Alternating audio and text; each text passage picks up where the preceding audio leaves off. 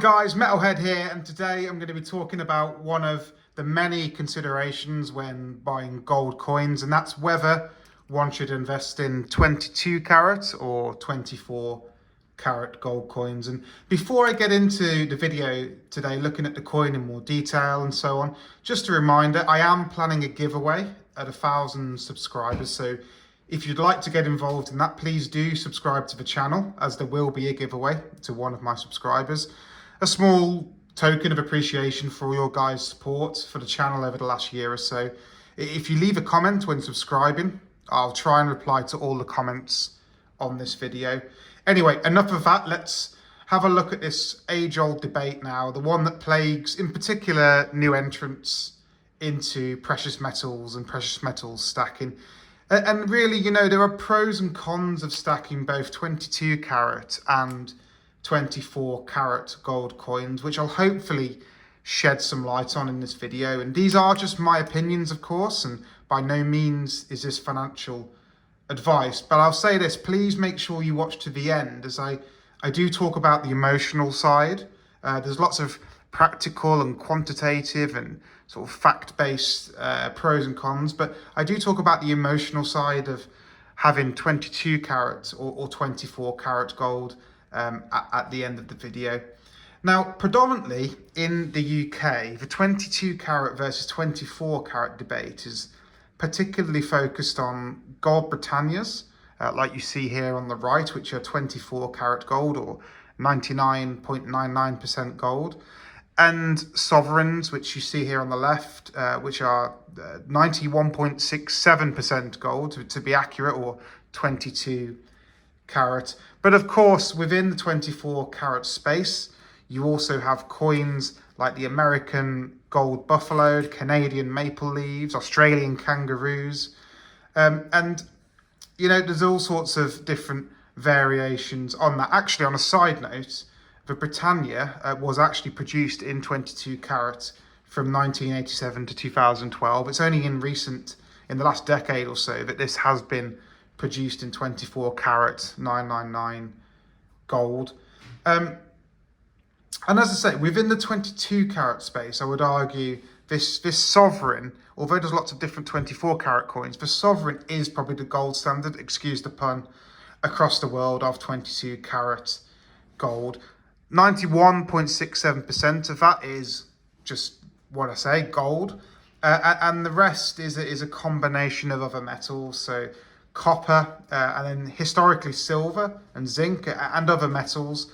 But the vast majority is gold, but with them extra elements within the coin to make up the full 100%. And regarding these differences in gold content between a 22 carat and a 24 carat coin, I would argue this is actually fairly reflected in the price that you pay for these coins.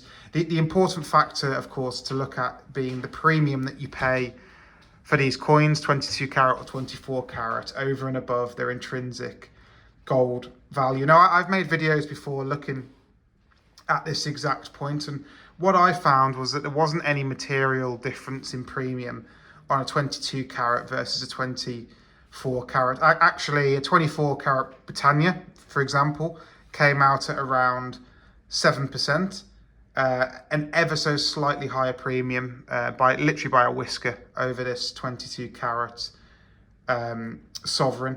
The point here being really that from a sort of quantitative perspective and a pricing difference, my experience is that it isn't really a material consideration when you're trying to decide between 22 carat or 24 carat gold coins. Another point to raise, which is not quantitative, actually it's qualitative, when you're comparing 22 carat coins versus 24 carat coins, is the durability of the coin itself. And as 24 carat coins are solid gold, or near enough solid gold, they are more malleable and prone to dints than a 22 carat coin. You know, gold itself is a soft, brittle, malleable metal. This generally, for me, from my experience, it isn't an issue if you're keeping your coins within, cases like you see here, and then storing them effectively. But you know, if you are someone that gets your coins out often, has a look at them, maybe you travel and take gold with you when you're visiting family or whatever you might be doing with your gold coins, the 22 carat option is one that's a little bit more accident proof, I would argue. You don't get as many, or you wouldn't get as many dinks and knocks and dents on a 22 carat coin versus a 24 carat coin if they weren't secured properly. So I think that is a fair consideration. For me personally, I do keep my gold, you know, pretty well stacked away and secured. I did make a video again on how I do that. So it's not a huge consideration, but it could well be something you'd want to think about depending on how you store your gold and what you're doing with it. Another point to raise on a qualitative factor, and something when you look at the coins you can see, is that actually on a sovereign or on a 22 carat coin, there's actually a slightly, and I hope you can pick this up on the video, there's actually an ever so slightly darker, deeper tone on the colour of a 22 carat gold coin generally versus a 24 carat gold coin. And actually, historically, this wasn't as pronounced on the coins, but it's actually the lower gold content on these 22 carat coins that gives it that deeper, darker tone, because you know, gold is a nice, bright, shiny, bright metal. There's not as much of that gold in this coin, so that's reflected in the actual color of the coin.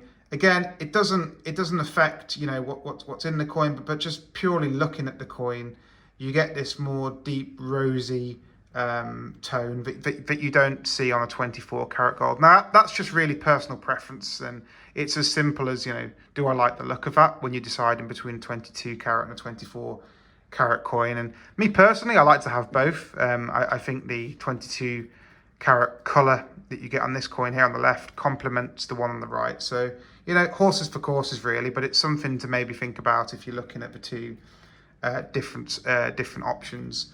Back onto the quantitative side, I believe there are some tax implications in certain countries regarding buying or trading in 24 carat or 22 carat gold.